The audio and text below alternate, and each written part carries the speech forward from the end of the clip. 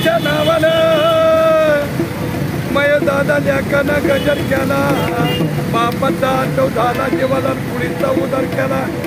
आज आपण आलो आहोत दिंडोशी इथे. आता मला चहा पित असताना काही गोंधळी मंडळी भेटलेले आहेत आणि आपण त्यांच्याकडून जाणून घेऊया ही शिवाजी महाराजांच्या पासूनची आलेली जी जुनी परंपरा आहे त्याचं महत्त्व काय आहे. आणि आता या पितृपक्षामध्ये जास्त त्यांना बोलवलं जातं की पूर्वजांचा जो जय जयकार केला जातो त्यासाठी. तर आपण त्यांच्याकडनं जाणून घेऊया या परंपरेविषयी.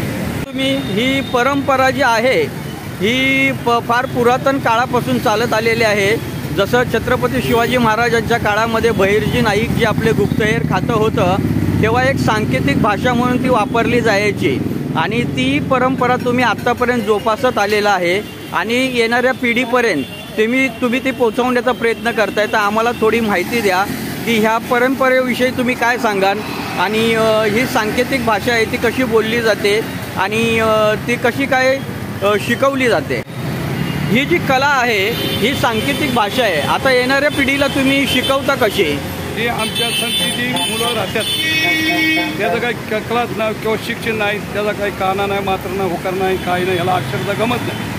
ती गुप्त हिरगिरीमध्ये सांकेतिक भाषा आहे. त्या भाषेचा आम्ही बरोबर जाऊन श्री प्रचार करतो. लहान लहान मुलांना सांगतो की बाबा भाईजी नायकाने आपली केलेली कर्तुदारी ती आम्ही आतापर्यंत जोपासली महाराष्ट्रामध्ये. पण आता ही तुमची जी कला आहे ती जास्त म्हणजे लोप पावत चाललेली आहे. तर शासनाजवळनं तुम्हाला काय वाटतं का कलाकार म्हणून काहीतरी या कलेला अनुदान मिळालं पाहिजे किंवा कलाकारांचा सन्मान केला पाहिजे. वयाच्या अनुसाराने सरकारी मानधन ते चालू झालं आम्हाला.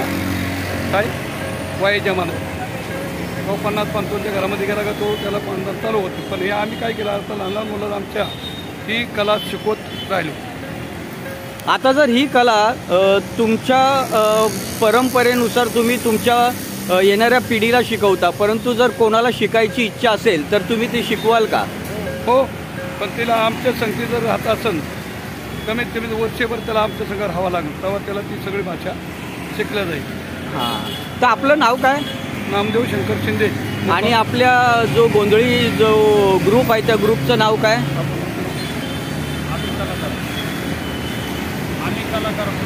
आम्ही कलाकार ग्रुपचे हे सर्व गोंधळी आहेत आणि आता हे पितृपक्ष चालू आहे त्या अनुषंगाने हे सर्व ठिकाणी जात असतात आणि आज सहज यांची भेट झाली आणि आपली परंपरा जपण्यासाठी आणि परंपरा ही टिकून राहावी यासाठी हे कार्यरत आहेत आणि येणाऱ्या पिढीलाही ती कला शिकवण्यासाठी ते तयार आहेत.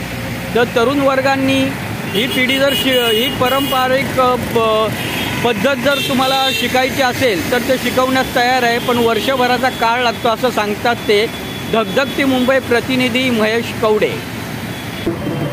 बापाची रे आठवण झाली दिवाला त्यांनी बापाचा गजर केला.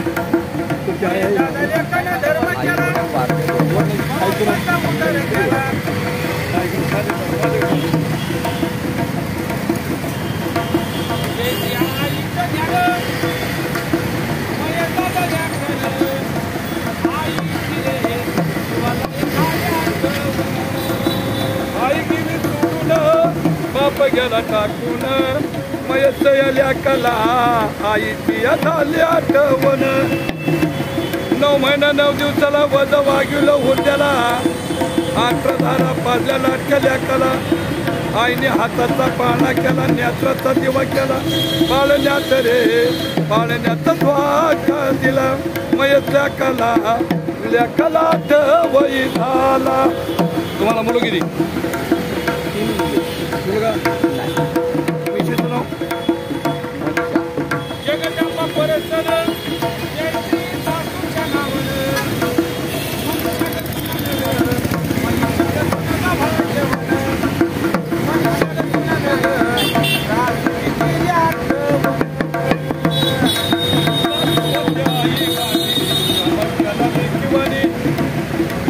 नाही वाईट बोलली जग सुनालाई सासूचा झाला झाला